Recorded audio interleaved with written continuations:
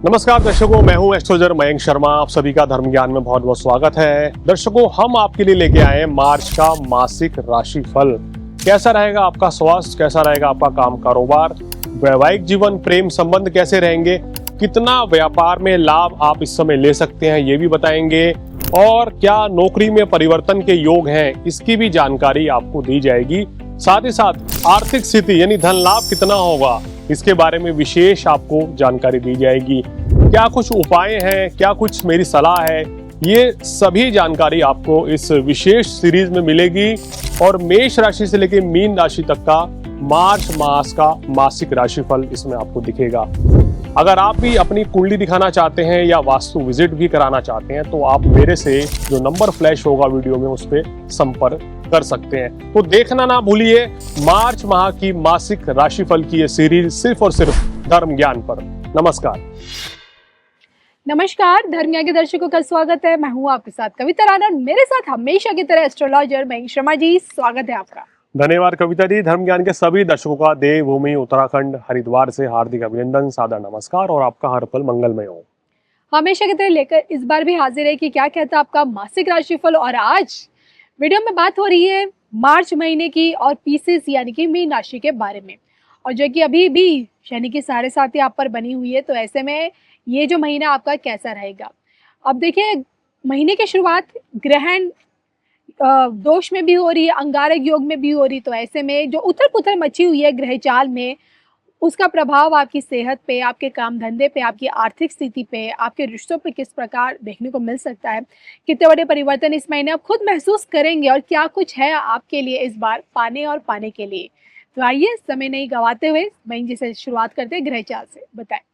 देखिए मीन राशि वालों, शनि की साढ़े साथी पीक पर है। आपकी राशि में शनिदेव संपूर्ण वर्ष रहने वाले हैं, तो ये थोड़ा सा सावधानी पूर्वक चलने का समय है क्योंकि अभी शनिदेव अपने ही नक्षत्र में है। दूसरा तीसरा भाव खाली, चौथे भाव में गुरु है। ये स्थिति आपके लिए अच्छी है। केंद्र में बृहस्पति है, लगन और दशम भाव के कारक हैं, शुभ फल देंगे।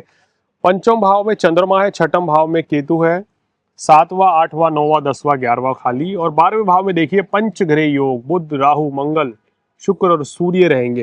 हालांकि शुक्र जो है 1 तारीख की रात को यहाँ से हटके शनि के साथ लगन भाव में आ जाएंगे, तो ये आपकी प्लेसमेंट जो है और भी बेहतर हो जाएगी क्योंकि उच्च का शुक्र कहीं पे भी हो वो उत्तम लाभ देता है। तो ये ग्रह की स्थिति है।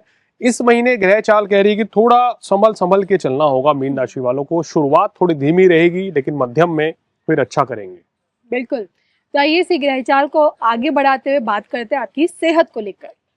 देखिए सेहत को लेके इस महीने बहुत सावधान रहना है मीन राशि वालों को, क्योंकि एक तो लगन में शनि बैठे हैं, छठे भाव में केतु हैं, और देखिए छठे भाव में 5 ग्रहों की दृष्टि है। चलिए शुक्र तो हट जाएंगे 1 तारीख को, 4 ग्रहों की दृष्टि तो अभी रहेगी।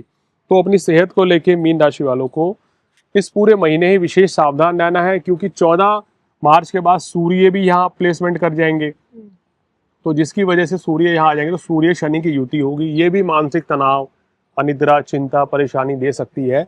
तो पूरे महीने आपको सेहत को लेकर लापरवाही नहीं करनी है। कोई भी दिक्कत है, परेशानी है, आप अपने डॉक्टर को दिखाएं, टेस्ट कराएं, दवाई खाएं। खुद के डॉक्टर ना बने और लापरवाही भी बिल्कुल ना रखें। बिल्कुल। बात करते हैं वो स्टूडेंट्स के बारे में, क्योंकि मार्च का महीना और एग्जाम टाइम भी होता है, तो इस बार थोड़ा सा टफ रहने वाला है या कोई बड़ी सक्सेस देकर जाएगा आपको। देखिए स्टूडेंट्स के लिए ये जो समय रहेगा थोड़ा सा मिला जुला रहने वाला है, क्योंकि अभी जो ग्रहों की स्थिति है वो दिखा रही है कि आपको मेहनत ज़्यादा करनी पड़ेगी। छात्रों की इस समय परीक्षाएं चल रही होंगी तो उनको मन लगा के पढ़ना होगा, और अन्यथा तो उनके मार्क्स कम आ सकते हैं या जो आप चीज़ें याद करेंगे वो भूल सकते हैं। तो ध्यान भटकने से आपको बचाना है। शिक्षा प्राप्ति के लिए आपको क्या करना चाहिए कि माँ सरस्वती की आराधना करनी चाहिए जी। सरस्वती यंत्र की स्थापना करें अपने घर पे, जिससे कि आपका मन पढ़ाई में लगे और आप जो है अपने परीक्षा को अच्छे से तैयार करके बेहतर रिजल्ट्स पाएं। बिल्कुल। चलिए इसी कड़ी में आगे बढ़ते हैं और आप बात करते हैं कि पर्सनली रिश्तों के मामले में भी आप कितने खुशनसीब इस बार साबित होंगे। प्रेम प्रसंग, वैवाहिक जीवन क्या कहता है, या फिर तनाव वाला अभी भी आपका दौर है। देखिए इस महीने रिश्तों को लेके थोड़ा सा संभल के चलना होगा, क्योंकि यहाँ पे अभी देखिए शुक्र तो आ रहे हैं मगर यहाँ नीच दृष्टि डाल रहे हैं सप्तम भाव पे, तो ये गलत है। वैवाहिक जीवन में थोड़ी सी परेशानी रह सकती है। यही स्थिति शनि भी यहाँ पैदा कर रहे हैं, और अभी देखिए कि यहाँ पर अब सूर्य आ जाएंगे 14 तारीख को, तो कहीं ना कहीं इस महीने जो स्थितियां आपके लव रिलेशनशिप की या मैरिड लाइफ को लेके है वो दिखा रहा है कि थोड़ा तालमेल बिठा के चलें जीवन साथी के साथ, किसी भी तरह के मनमुटाव से बचें तो आपके लिए चीजें बेहतर रहेंगी। रिश्तों में मधुरता लाने का प्रयास आपको स्वयं से ही करना पड़ेगा। बिल्कुल। और प्रोफेशनली मयंक जी कितनी ग्रोथ आपको लग रही है अब, मतलब जो एक वर्क फ्रंट पे जो चैलेंजेस ये लोग सामना कर रहे थे, परेशान थे एक लंबे समय से, अब वो परेशानियां थोड़ी कम होंगी या अभी भी बरकरार है? देखिए, गुरु की दशम भाव पे दृष्टि है तो ये एक बहुत बड़ा प्लस पॉइंट है। ये आपके कार्य, व्यवसाय, नौकरी को तरक्की देगा। चतुर्थ भाव में गुरु सुख साधन भी बढ़ा रहे हैं, ये भी अच्छे हैं। लगन के शनि दशम भाव को देख रहे हैं, ये थोड़ा सा एक माइनस पॉइंट है। यहाँ शनि ग्रोथ को रोकते हैं या कम करते हैं, तो आपको क्या करना है कि मेहनत पूरी करनी है। कोई नई शुरुआत करनी है तो सोच समझ के करें, अपनी जन्म पत्रिका दिखा के करें, किसी को पैसा उधार ना दें, अचानक से कहीं बड़ी इन्वेस्टमेंट करने से बचें। इन चीज़ों का ध्यान रखेंगे तो अच्छा रहेगा। वैसे ये महीना मेरा मानना यह है कि आपके लिए तकरीबन 14 तारीख के बाद का समय थोड़ा ज़्यादा बेहतर है, आपकी नौकरी हो या बिजनेस के लिए। चलिए, तो ओवरऑल मयंक जी फाइनेंशियल क्या लगता है, आर्थिक पक्ष इस बार इनका थोड़ा मजबूत होता हुआ नजर आ रहा है? देखिए, धन की बात करें तो धन का स्वामी आपका अभी 12वें भाव में, तो ये तो अभी तकरीबन ये लगा लीजिए कि 23 फरवरी को ये गोचर जो है मंगल का यहाँ हुआ है, और अभी यहाँ पर मंगल लंबे समय तक रहेंगे। तो इस पूरे महीने आपको क्या करना है कि धन का कहीं फिजूल खर्ची ना करें। सबसे पहली बात ये, किसी को उधार ना दें, धन का निवेश ना करें। लेकिन इस महीने जैसे लग्न में शुक्र आएंगे तो कुछ ना कुछ फायदा मिलेगा। और उसके बाद जो घरों की स्थिति बन रही है इस महीने, धन की स्थिति जो है आपके लिए बहुत बेहतर तो नहीं कह सकता मैं कि बहुत ज़्यादा अच्छी है, लेकिन सामान्य लाभ आपको इस महीने मिलता चला जाएगा। बिल्कुल।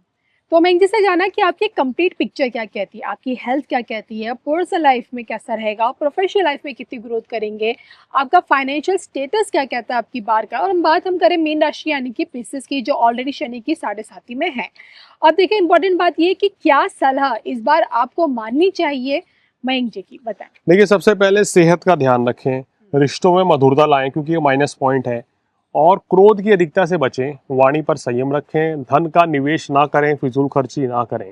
तो कुल मिलाकर इस महीने में जो कार्य आप नौकरी व्यवसाय कर रहे हैं सामान्यतः उसी को चलाए रखें। कोशिश करें कि किसी भी चीज़ों में डिस्प्यूट ना हो और रिलेशन खराब ना हो।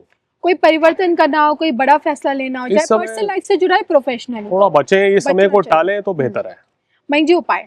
उपाय के तौर पे यहाँ सूर्य देव को जल चढ़ाना, शनि देव की आराधना करना, हनुमान चालीसा का पाठ करना, ये 3 उपाय अगर आपने कर लिए तो आपको कोई बड़ी संकट, कोई बड़ी परेशानी नहीं रहेगी। देखिए, ग्रह खराब है और आप अपने कर्म अच्छे रखेंगे तो परेशानी कम होगी, ये समझ लीजिए। तो ग्रह बहुत अच्छे हैं, आप अपने कर्म खराब करेंगे तो नुकसान होगा।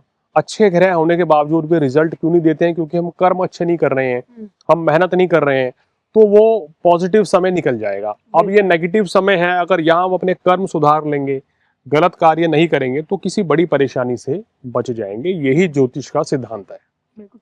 तो मयंक जी से जाना मीन राशि वाले यानी कि पिस्सिस के लिए आपकी बार का ये महीना यानी कि मार्च कितनी नई खुशियां लेकर आ रहा है, और उम्मीद करते हैं कि ये वीडियो आप लोगों के लिए उपयोगी साबित हो। और इसी के साथ साथ अगर आपको अपनी राशि के बारे में यानी कि मेष से लेके मीन तक 12 राशियों का मासिक राशिफल, वो भी मार्च महीने का, आपको धर्म ज्ञान की प्लेलिस्ट में जाके जरूर मिल जाएगा। और इसी के साथ मुझे मयंक जी को दोनों को अनुमति दीजिए, लेकिन जाते जाते आपको ये जरूर याद दिला दूं, अगर आपको अपनी व्यक्तिगत कुंडली दिखानी है, वास्तु से संबंधित कोई जानकारी चाहिए, या फिर न्यूमरोलॉजी से संबंधित किसी चीज का समाधान ढूंढ रहे हैं, कुछ नहीं करना, स्क्रीन पर देखे इस नंबर के जरिए आप मयंक जी से सीधा संपर्क कर सकते हैं, उनसे बात कर सकते हैं, अपनी समस्या का हल जान सकते हैं। इजाजत दीजिए, पुनः मिलेंगे, तब तक के लिए नमस्कार।